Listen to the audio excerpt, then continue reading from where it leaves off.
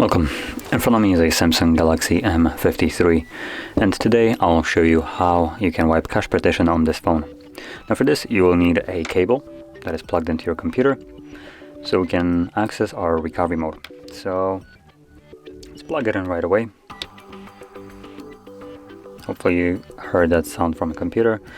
Anyway, once it's plugged into your computer you will now want to turn it off, so let's select our power key and then select power off, and once the phone turns off, which is indicated by vibration, hold power key and volume up at the same time.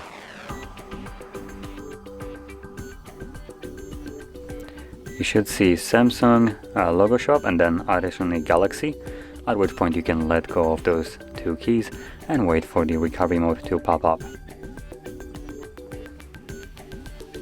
From here, using volume keys to navigate up and down, you want to select Wipe Cache Partition. There we go, and confirm it with power. Then select yes, again power key, and there we go. At the bottom you should see cache wipe complete. Our reboot system now will be selected by default, so press power key once again, and this will now take you back to Android. Additionally, you can also unplug the phone.